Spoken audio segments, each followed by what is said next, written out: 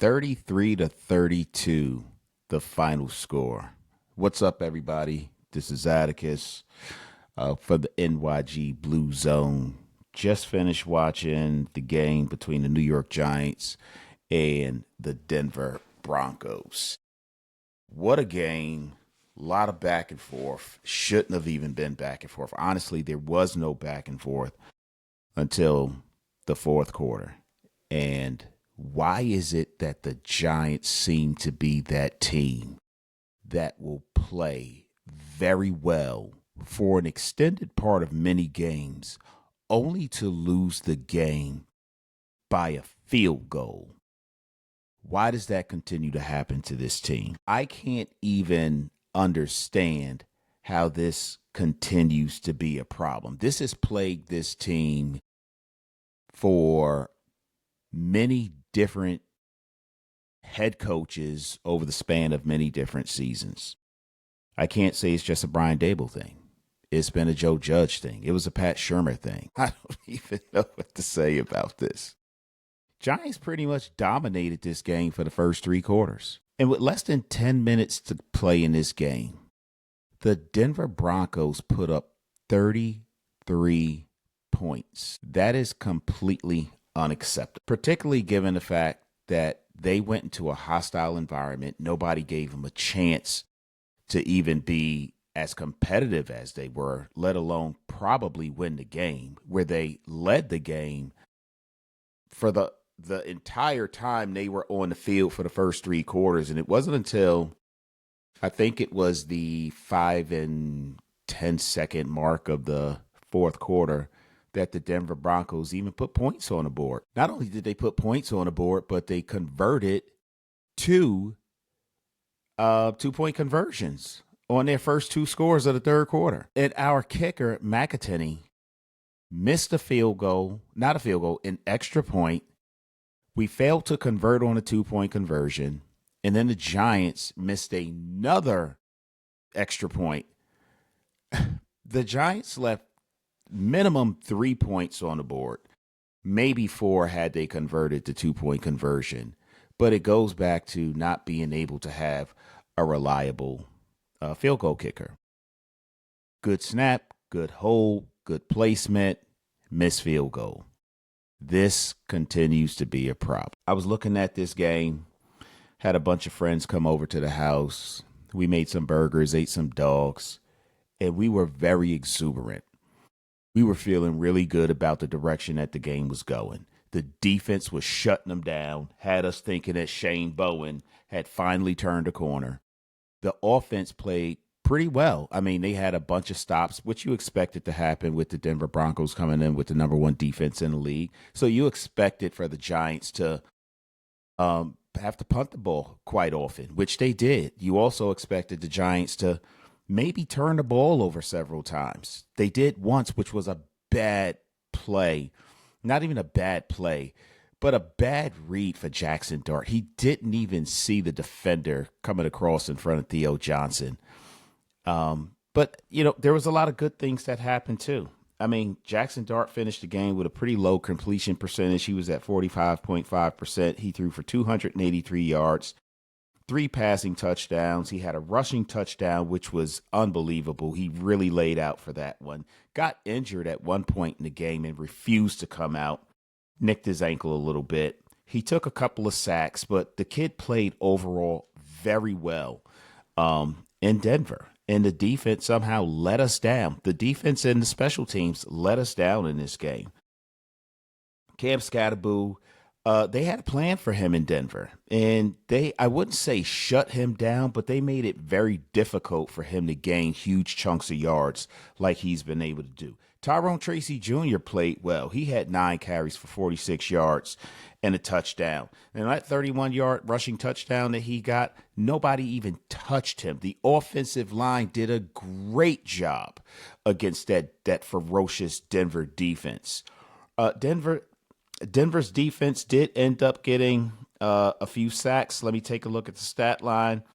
They got 2.5. They got 4 sacks on the day today. Jonathan Cooper had a sack and a half. Allen had a half a sack. Tillman had a sack. Robinson had a half a sack. So they did put some pressure, and then Roach had a half a sack. But they did put some pressure. But I'll be honest with you, two of those sacks came on Dart trying to run the ball. He was trying to do too much, and he took those sacks when he didn't need to. But Denver's defense, they played overall pretty well. I mean, they gave up 32 points to this team, the Giants, and the Giants earned those points. Tip passes, unbelievable. Bo Nix throws a pass, and it was tipped by Dane Belton. I think it was Dane Belton. It might have been Drew Phillips in the end zone. And one of their receivers ended up catching the ball on Tay Banks. It wasn't Tay Banks' fault, although it's very rare that we say that. But he ends up catching the tip pass and scoring a touchdown. Same thing happened for Jackson Dart. Jackson Dart's throwing the ball across the middle to Wan'Dale Robinson. The ball gets tipped, lands perfectly in Theo Johnson's hands while he's running full speed across the field, and he trots down the field for a touchdown. So there was a lot of excitement, a lot of fireworks in this game. Unfortunately, the Giants didn't come out on top. When you look at the game plan going in, I think the Giants did an overall good job of scheming up Denver's defense. They kept Jackson Dart upright for the most part. They had good play selection, and things that didn't work, they shelved them, and they moved on to things that did work. They really got the tight ends involved with this game. And I thought that they should have done that sooner, but you can see once they did get Theo Johnson and Daniel Bellinger involved with the game and made those guys key fixtures in their passing game, it worked. I mean, these are big body guys. Both of them have good catch radiuses. They both have good hands. I think, honestly, Daniel Bellinger has better hands than Theo Johnson, but they did a very good job of making sure that drives continue. And then there was a really big drive that Wan'Dale Robinson caught, 4th and 19 in the fourth quarter. He doesn't make that catch. The game is over. And this is when, right after Denver took the lead and had a 4-point lead, so the Giants had to score a touchdown. A field goal wouldn't do it. They found themselves 4th and 19. Jackson Dart showed incredible poise in the pocket, under pressure, found Wan'Dale Robinson, who extended to make sure that the Giants got the first down, and Jackson Dart suffered a roughing the passer penalty. So the Giants even got an additional 15 yards on that play, placed them at the 1-yard line, and Jackson Dart, quarterback keeper, gets the ball into the end zone. Maybe they scored too soon. I said to the guys when we were watching the game that the Denver Broncos should let the Giants score because that will give them more time to get the ball down the field. I will say that when Jackson Dart scored and there were 33 seconds left on the clock, I felt like they could still stiffen up on defense and stop Denver from advancing down the field and win that game. How they gave up a deep shot across the middle to Mims, I don't know, but the Giants did. And to boot, when they went to spike the ball, Brian Burns couldn't get up the field fast enough, and as a result, tackle on another 5 yards for offsides for Brian Burns. I have never seen a collapse on defense in that fashion in my life. I've seen plenty of collapses, but 33 points in less than 10 minutes of play is completely unacceptable. It is also completely unacceptable to not have a kicker whose only job is to kick a ball into between bright yellow field goal posts and not be able to make it. If you practice every day and that's all you do is that, you should be able to make it. There was no wind. There was no rain. There was no pressure coming off the edge. You just flat out miss. It's unacceptable. How do I feel about this game? Let's start with Jackson Dart. I thought Jackson Dart played an overall really good game, even in spite of the fact that he threw an interception, which was a very ill-timed, poorly thrown pass. It was a rookie mistake trying to hit Theo Johnson, trying to do too much. And honestly, if he would have bounced out, and I think that his ankle was bothering him a little bit, otherwise he might have bounced out, rolled to his left, and been able to pick up the first down. But had he thrown the ball away for an incomplete pass or gotten the first down, it doesn't matter. Even if he would have thrown an incomplete pass, he punt the ball away. You put the Denver Broncos in a position where clearly they're going to have to use more timeouts. First of all, they're going to be much deeper down the field. The likelihood of them having to burn through their timeouts quicker is greater because they're going to use more clock trying to advance and score points. So that was just a bad time, a really bad time to throw an interception. And I believe he will learn from that. You can see that we lost some pieces in our secondary. Dable went down, Javon Holland went down. And when that happened, Tay Banks came in along with Dane Belton. I think Dane Belton played very well. In fact, I usually don't have any concerns that he is not going to be able to perform at least to an adequate standard. But Tay Banks, I'm always afraid when he's on the field. He is a liability. He's played okay on special teams. Today, I don't think he played horribly, but he was still the one that they picked on, and he was the weakest link in our secondary, and Bo Nix made him pay for it. But Jackson Dart, like I started off saying, he overall had a decent game. His completion percentage was pretty low, but that's to be expected when you're playing against the number one defense in the league. But he had 283 yards. He gained 8.6 yards per reception, 3 TDs, 1 INT. He was sacked 4 times, lost 15 yards with a QBR 93.4. I want to talk about him for a little bit because the Denver defense really were dialed in on him. They did not want him to get huge chunks of yardage, and he didn't. He did run the ball overall pretty well, ended up with 3.8 yards per carry. It's good to see that Tyrone Tracy Jr. is healthy again, and they've been working him back into the lineup, increasing some of the snaps that he's been getting. And you can see he made him pay. He averaged 5.1 yards a carry, even though one of his rushes was for 31 yards, went for a touchdown, when that was really an offensive line touchdown because he went in clean. Nobody touched him. But he looked really well. And Dart scrambled 5 times for 11 yards, and obviously he got that go-ahead touchdown in the fourth quarter, which was huge. I really wish that he would have that would have happened with 10 seconds left on the clock as opposed to 33. But the kid played well, and a star is born and is shining bright in New York. And New York Giants football is really fun to watch, Singletary's numbers, his touches have dropped considerably.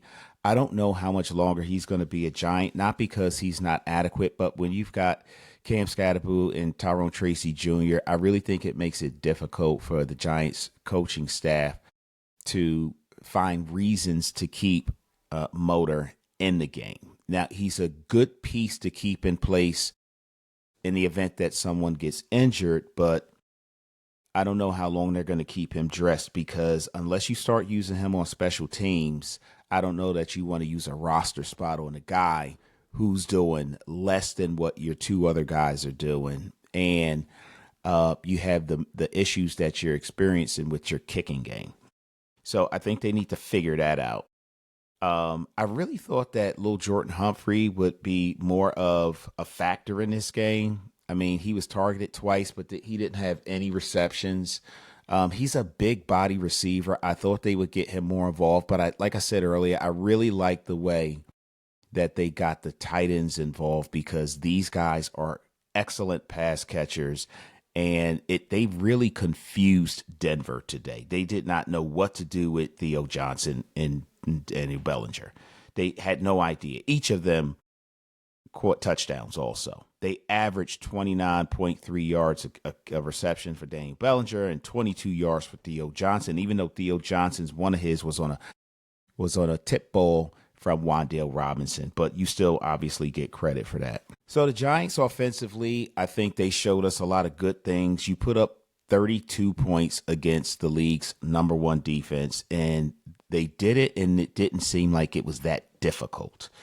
Obviously, Denver did show up on occasion, and the Giants did have to punt the ball 6 times. So Denver did their job in a few situations, but this Giants team is different. They can roll with the big dogs. I would dare say they should have won this game had it not been for some errors on special teams. Even with the mishaps and the poor defensive performance with 9.5 minutes to play in the game through the end of regulation, they still showed a lot offensively. On defense, they showed a lot for the first 3 quarters, and then I don't know if they were gassed. The oxygen levels were just the air was too thin. They weren't getting enough oxygen. I really don't know. It didn't look like they were terribly out of position, except for on that quarterback rollout where Bo Nix scored from, I think it was like the 19 or 20-yard line. I still thought that the Giants were going to win when Jackson Dart ran that touchdown in. You know, Roy Robinson Harris looked really good out there.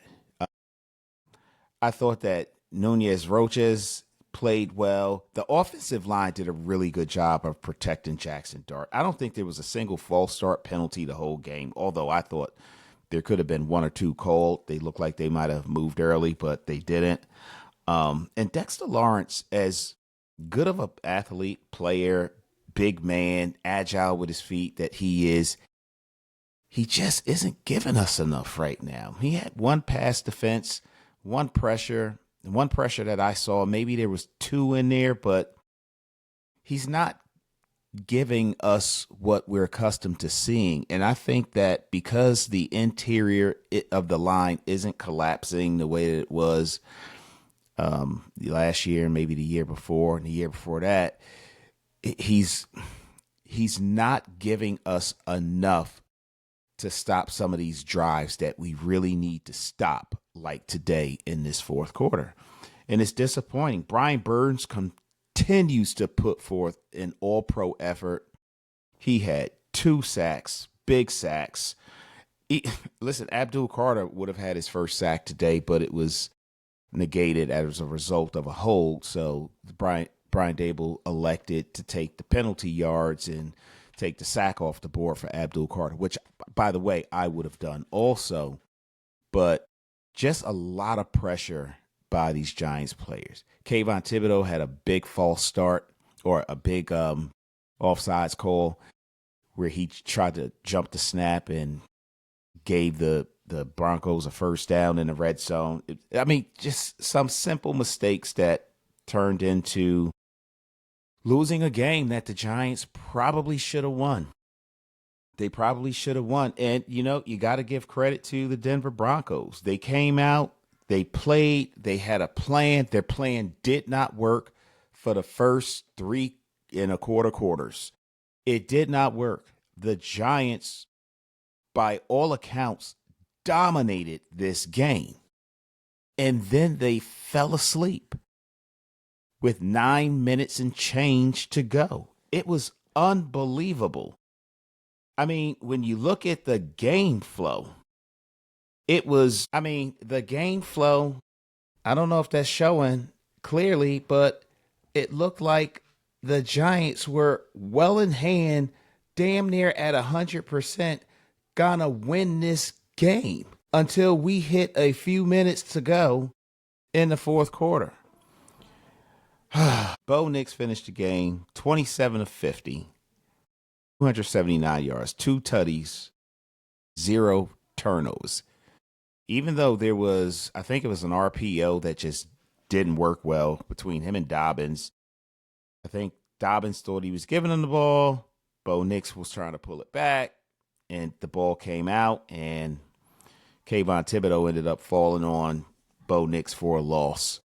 So because it was a running play, it wasn't a sack, but it was a TFL. But they did a good job keeping Sutton under control. I mean, they were 4 of 13 for third down, so the defense really did their job for the most part. And if it weren't for a few scrambles that Bo Nix had, they did their job shutting down the run game for the Broncos. I mean, I don't know what to say other than the Giants really let this one get away. And while it was a very exciting game and the Giants are very fun to watch, I don't want fun to watch games that results in a Giants loss. Not when the losses are self-inflicted, when you can't kick field goals. And personally, I would not have gone for 2 unless I knew I had a money play that was going to work, as Brian Dable did, to try to make up for the extra point that was missed initially, because right there, that was another point. This could have been a tie. We could be in overtime right now if they would have just made 1 out of the 3 failed extra point or 2 conversion attempts. And if they would have just made 2, the game would have resulted in a Giants W. But it did not. So where does that leave us now? We're 2-5. Headed to Philly next Sunday to play the Eagles, who, by the way, put on an impressive performance today. Their receivers had great games. A.J. Brown and Devontae Smith. And Jalen Hurts looked like Jalen Hurts of old. Saquon Barkley still hasn't been himself. The Eagles paid him, and it's almost like now they're probably starting to realize that you don't want to give that much money to a running back because he isn't the reason why they've won any games this year. You could say that, well, he's a contributor. Yeah, but he's not the reason. And I'm not saying that running backs don't deserve to have handsome contracts. I'm not saying that at all. I'm saying it's becoming very evident why the Giants offered him what they did and not more. And maybe the Eagles are going to be regretting how much money in their cap is going to be assigned to a running back who is not producing at the level that they hoped he would consistently. And they extended him and gave him more money. So the Giants are going to be going to Philly next week. I really thought I didn't think they were going to win this game, but I thought and felt that they had a good shot at winning against the Eagles next week. And I still do think that. I think that offensively, the Giants are a different team. If you look at their past several starts, let me just bring up the I want to bring up the Giants schedule, and I want to see what they've been scoring so far this year, because if you just look at their past several games, okay, they've been averaging, I believe the stat was 24 points a game since Jackson Dart took over as their starting quarterback. 21, they scored 14, 34 against the Eagles, 32 today. These are not scores that the Giants are accustomed to putting up. And then let's not forget week 2, they put up 37. Week 1, only 6 points. That was a terrible game. And then week 3, less than 10 points again, only 9 points. But the Giants can put up some points against some formidable opponents. The Eagles They didn't have a Jalen Clark. I don't know if I'm saying his name correctly, but they didn't have one of their top pass rushers, and their secondary was banged up when we faced them on Thursday Night Football. And we're going to be facing them again. So I think they've got some players that are back playing and are a little bit more healthy, and it's going to be a bigger challenge. But I think, all right, you lost to the Broncos. You got the Eagles coming up next. I think you can beat the Eagles. It would be cool to sweep them this year. I don't know if they will or they won't, but I think they can. We need to see what the injury report is after this game, because we obviously lost a couple of players, and see where the Eagles stand as well. But I still think the Giants can put up enough points to beat them. My question is, can the defense play well enough to stop the Philly offense when they're playing more like who they used to be? I don't know the answer to that question. So this game with the Broncos was a huge test. I think the offense passed the test. I think the defense for 3.25 quarters passed the test as well. And then for whatever reason, they just collapsed in on themselves. And it was disappointing. It was very disappointing. And they should have gotten the win. This is another game, just like the game against the Saints, that the Giants could have and probably should have won. But if it weren't for self-inflicted injuries, self-inflicted damage, self-inflicted mistakes, that they are on the losing side of the equation. Exciting game. They didn't get the win. This one just leaves a really bad taste in my mouth. But, on to the next game. Look at the film, understand where the mistakes were made.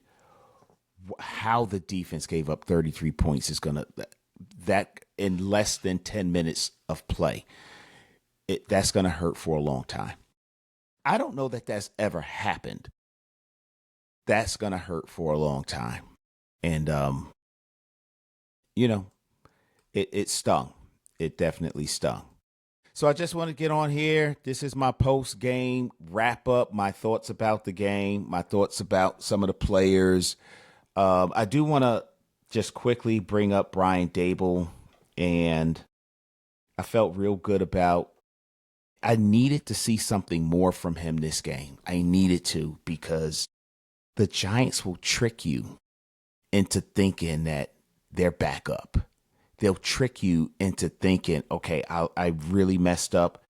I'm acting like Brian Dable. I really messed up, made some poor decisions, didn't do things the way that I probably in hindsight would have done differently, but I'm making better decisions and choices now. And I don't feel like he's crossed that threshold. I was feeling like it until the kicker missed the field goal. And then you went for two. And when you went for two, you took your kicker's any bit of confidence he had. You took it away because you went for two and you failed. You left 2 points, maybe 3, off the board. And then you send them back out there, at a point which should have been an easy chip shot for the extra point. And he misses it too. I don't understand why we don't have a capable kicker on our team. It seems like every other team in the NFL does. You think, or you'll watch the Giants miss, and the Giants will be in a situation where they can win the game if the opposing kicker misses, and they will be kicking from their 45-yard line. And you already know they're going to make it and beat the Giants. We don't have that. And I don't know why. Now, that's not, of course, it's a talent issue with the kicker, but why don't we have better pieces in place so that that doesn't happen with us? I don't know. I don't have an answer to that. I want an answer. I want a fucking kicker. I want a kicker who can kick field goals that actually go through the 2 goalposts that they paint yellow to make sure you have high visibility to give you a better chance of putting the ball through it. We don't have that. And it's extremely bothersome. It costs us games. It's very frustrating. So they need to fix that. They need to fix that. Denver 33, Giants 32. Another heartbreaking defeat. On to the next one. Thanks for joining me, everybody. I hope you guys had a good day. I'm mad at my Giants, but I'm still going to support them 100%. Go Big Blue. Yeah, a lot of girls probably crying from my old high school. Look, they see me everywhere they go, I probably would too. Look, crossed over to the Jordan man like I'm Michael. Yeah, eating blessings so much I might need lipo. Yeah, tailored for the doves like I'm walking in chucks. Yeah, it's just in this plan, man, I see all y'all shook. Look, knew that I was great ever since I was a rook. Man, all y'all singles making me look good. Okay, praise to the Most High, yeah, that's Jesus. Look, but when it come to this rap thing, I can't lose. Yeah, back-to-back number ones, that's the thing greats do. Yeah, tell them boys that ain't nothing I can't do. It's my year. It's my year.